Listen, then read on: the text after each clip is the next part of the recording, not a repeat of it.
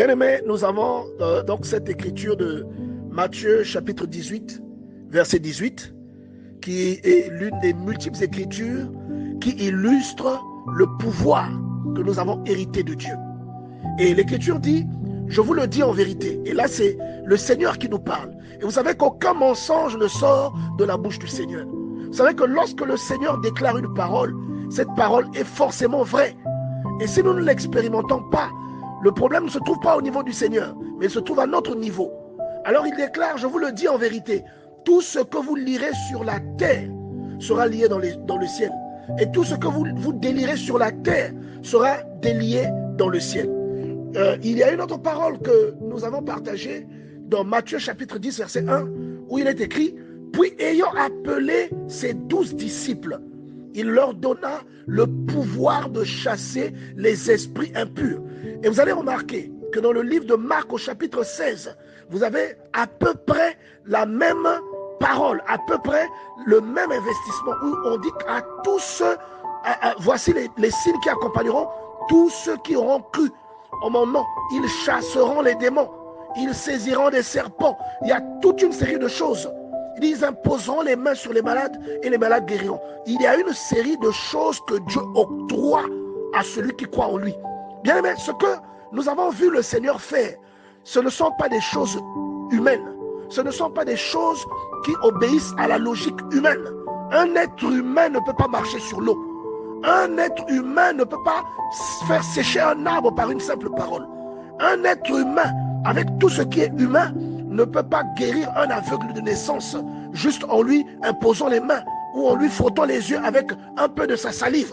Mais lorsque vous voyez quelqu'un dans un corps, parce que ce n'est pas que le Seigneur qui a réalisé de telles prouesses, quand vous voyez quelqu'un dans un corps soumis à toute la logique humaine, soumis à la pesanteur, à la faim, à la soif, à la mort, à la tristesse, à la colère, quand vous voyez une telle personne, tel que ce que les disciples ont illustré, mais vous voyez des gens comme ça guérir un paralytique.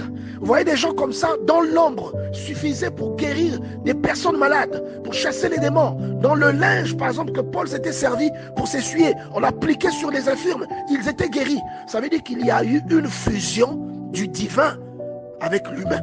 Il y a eu un ajout que l'humain ne reconnaît pas, mais qui pourtant est réel.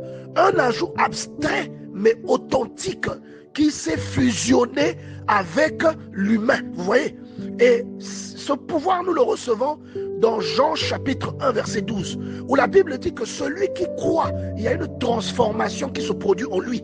La Bible dit qu'il devient enfant de Dieu. Et lorsque vous devenez enfant de Dieu, tout comme quand vous êtes enfant de votre Père, vous avez hérité des choses, donc des gènes, des caractères génétiques, donc des faiblesses et des avantages génétiques de votre père. S'il y a la carie dentaire de votre famille, parce que les gens ont des dents fragiles, que vous êtes fils de quelqu'un qui est comme ça, ou fille de quelqu'un qui est comme ça, vous aurez aussi des dents fragiles et donc exposé à la carie dentaire. C'est pareil pour le diabète, c'est pareil pour certains types de cancers. Pourquoi? Parce que vous êtes l'enfant de Dieu. Donc quand vous devenez l'enfant de Dieu, vous héritez de toute la puissance et de tout le pouvoir qui caractérise ceux qui appartiennent à Dieu. Votre esprit prend la prééminence de votre existence.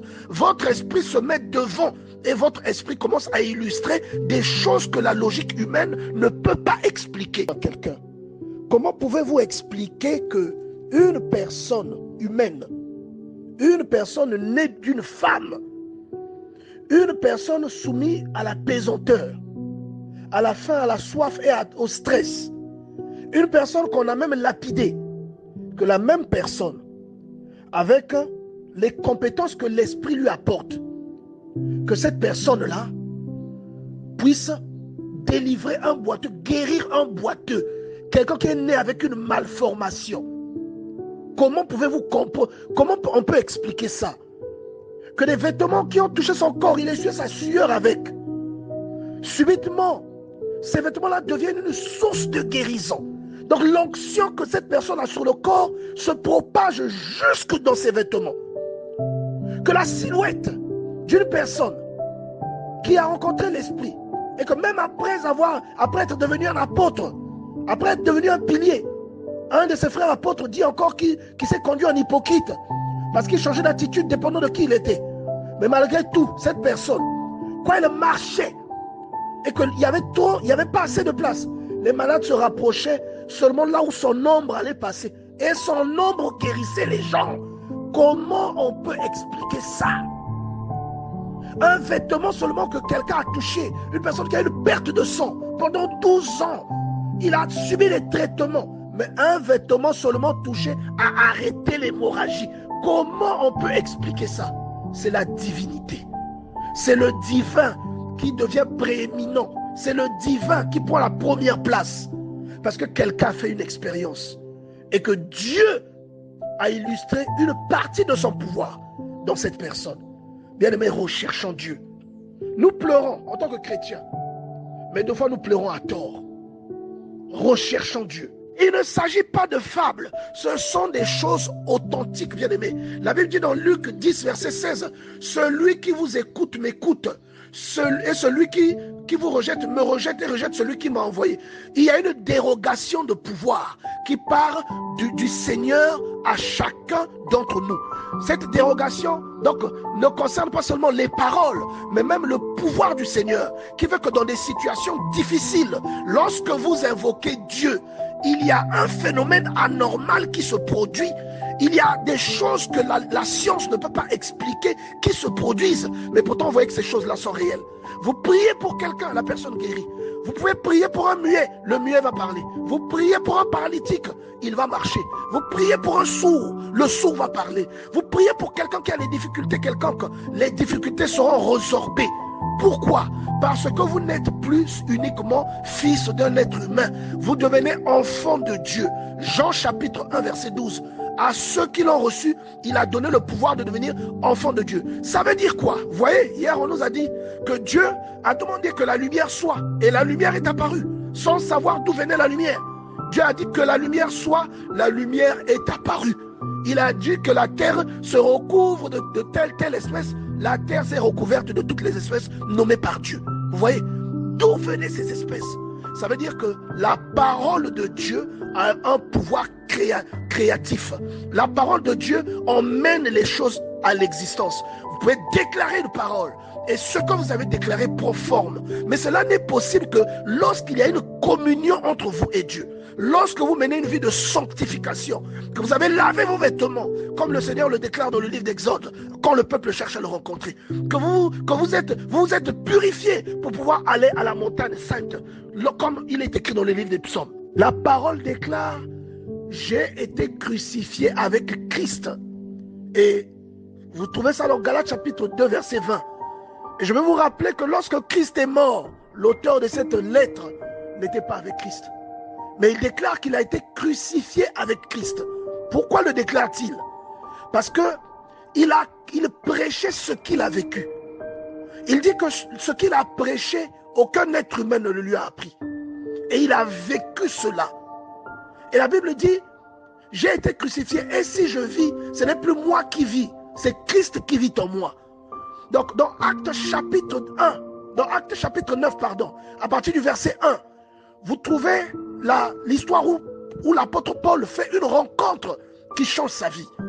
Et la Bible dit que lorsqu'il est tombé par terre en ayant vu le Christ, il est devenu aveugle. Et lui, il assimile cette expérience à une mort. Parce qu'il est demeuré aveugle 3 jours. Comme le Christ est demeuré dans la tombe 3 jours. Comme Jonas est demeuré dans le ventre du poisson 3 jours.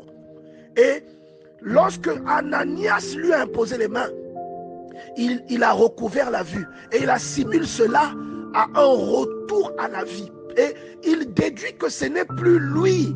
Parce que l'ancien, lui, est mort pendant cette expérience. Et parce que quand il revient, quand il recouvre la vie, ce qu'il associe à une résurrection avec Christ, il voit qu'il porte de nouveaux fruits. Il n'est plus la même personne. Et il développe des compétences telles que même un linge qui avait touché son corps, lorsqu'on l'appliquait sur un malade, le malade guérissait. Vous avez des gens comme Pierre qui a vécu une expérience. Lorsqu'il passait avec des foules autour de lui, il y avait tellement de gens que certains malades venaient là où allait passer son ombre. Et quand cette ombre les touchait, il guérissait. Bien aimé, c'est du vécu. ce sont des choses expérimentées. Et c'est une réalité. Lorsque Dieu vient dans votre vie, vous ne pouvez plus être la même personne. Votre parole regorge de puissance. Ce que vous déclarez s'accomplit. L'exécution de ce phénomène a un rapport avec l'intimité que vous développez avec Dieu. Et vous voyez ça dans Marc chapitre 16, à partir du verset 17, où la Bible dit: voici les miracles qui accompagneront ceux qui auront cru. En mon nom, ils chasseront des démons. Vous voyez, ils parleront de nouvelles langues. Bien aimé, il y a des gens, il y a un homme de Dieu, celui qui a mené le réveil évangélique au Congo, un homme rempli d'esprit. Cet homme a parlé, il a prêché en suédois. Il est allé en Suède pour la première fois. Il ne connaissait pas le suédois, mais il a prêché en suédois. Vous voyez, je connais quelqu'un qui a parlé en kouyou à une vieille femme kouyou, mais cette personne n'avait jamais parlé le kouyou. Dans le cadre de la prière, cette personne a parlé en kouyou à cette femme. Donc quand le Seigneur dit: vous parlerez de nouvelles langues, c'est une compétence divine qui se manifeste dans votre vie. Ce qui est impossible à la chair devient possible dans l'esprit, parce que vous vivez maintenant dans la foi au Fils de Dieu. Ce que vous déclarez prend forme. Il dit: ils saisiront des serpents. Et les serpents, ce n'est pas seulement le reptile qui rampe, mais le serpent, c'est le mauvais esprit, c'est le diable. Vous voyez? Et il dit: ils imposeront les mains aux malades et ils seront guéris. Bien, mais c'est une vérité. Le sacrifice de Christ, ce n'est pas une œuvre temporaire, mais c'est une œuvre illimitée, une œuvre accessible en tout temps.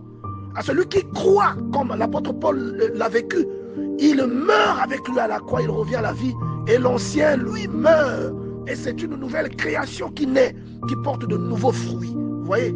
Et c'est ce mystère qui octroie le pouvoir à ceux qui ont cru en Christ. Et la Bible dit que ceux qui ont cru feront des œuvres encore plus grandes que celles que lui n'avait accomplies. Bien-aimés, réveillez-vous. Bien-aimés, lavez vos vêtements. Bien-aimés, purifiez-vous. Rejoignez la montagne à laquelle les personnes qui craignent Dieu accèdent. Et vous verrez que ce que vous allez déclarer prendra forme. Vous verrez que vous avez réellement un pouvoir que Dieu a déposé dans votre vie.